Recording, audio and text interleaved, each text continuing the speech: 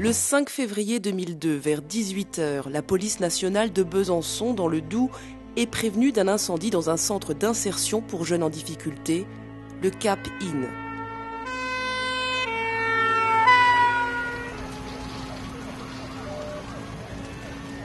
Le jour même, le parquet est informé et la police commence l'enquête. Sur place, les enquêteurs constatent que l'incendie a détruit une grande partie du bâtiment ainsi qu'un véhicule.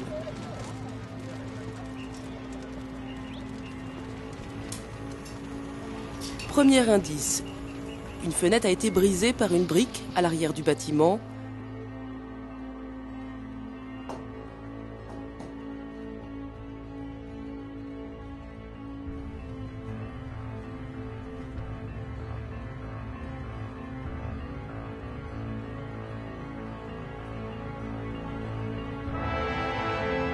La police découvre aussi la présence de bouteilles d'essence calcinée.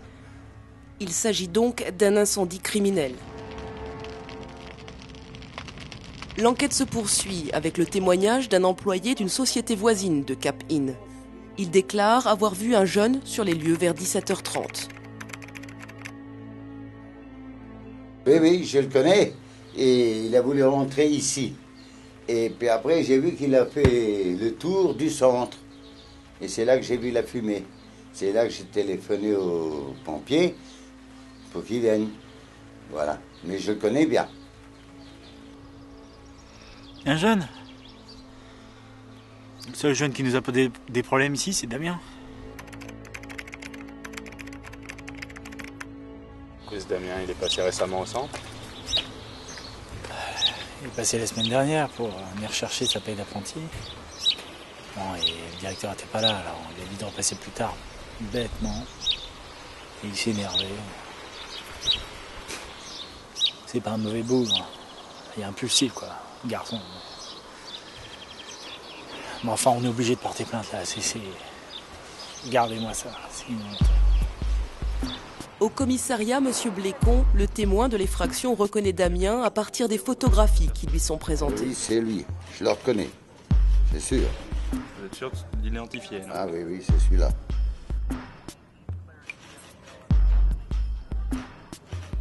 L'éducateur, M. Huby, porte plainte au nom du Cap Inn. Dès le lendemain, Damien est interpellé et placé en garde à vue. Qu'est-ce que t'as encore fait? Hein? S'il vous plaît. C'est pas possible. Damien, va, tu pars, tu reviens. Qu'est-ce qui se passe? Il n'arrive pas à avancer, Laissez faire la justice. c'est pas possible.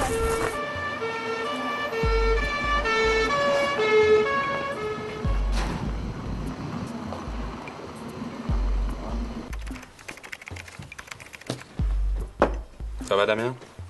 Tu veux rien d'autre? Pas trop froid? Bon, je relis ta déposition. J'avais un rendez-vous le 2 février à 17h au Cap Inn pour venir chercher un chèque de 15 €. Il n'y avait personne, je suis passé par derrière.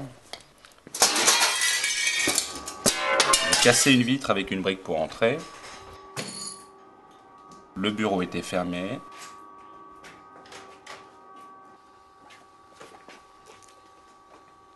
J'ai fouillé des tiroirs sans trouver d'argent.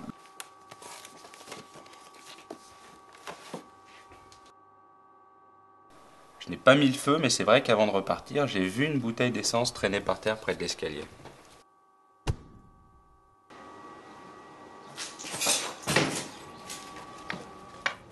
Mais cette bouteille d'essence, elle était où exactement? Elle traînait là, par terre? Vous voulez rire? Vous croyez qu'on va s'amuser dans un centre d'éducation avec des jeunes en difficulté à laisser traîner les bouteilles d'essence par terre? Non, elles sont rangées dans la cuisine, dans leur placard comme d'habitude, tout le monde le sait. Il n'y a pas de mystère, on s'en sert pour nettoyer les taches de peinture. Donc je résume. Tu reconnais maintenant avoir fait des flaques d'essence au sol et à avoir joué avec des allumettes. S'ensuit une grande flamme et une petite explosion. Je te cite. J'ai pris peur et je me suis enfui. Je pensais que l'essence allait s'éteindre toute seule. Je n'ai jamais voulu mettre le feu. Je n'ai pas agi par vengeance, c'était un accident. Si tu es d'accord, tu peux signer maintenant ta déposition.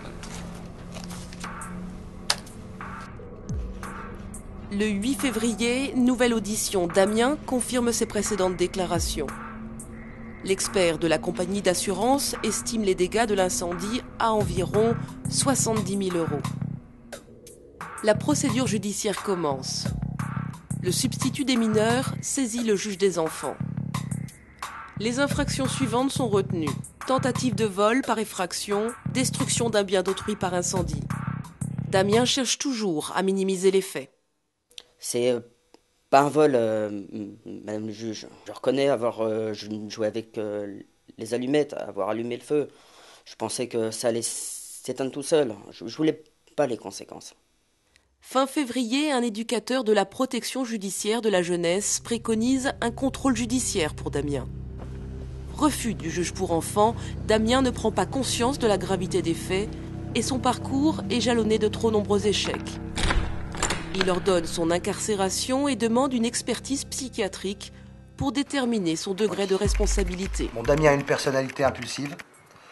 Pour exemple, une semaine avant l'incendie, il se battait dans la rue pour une simple cigarette.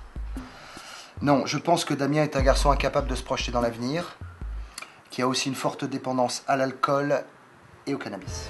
C'est une pathologie assez courante. Le psychiatre estime que la responsabilité de Damien est légèrement atténuée au sens du code pénal. Toutefois, il reste dangereux pour lui-même et pour les autres.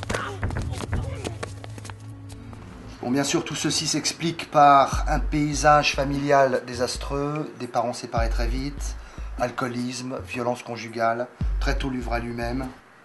Il suffit de lire son dossier d'assistance éducative pour s'en rendre compte, c'est édifiant.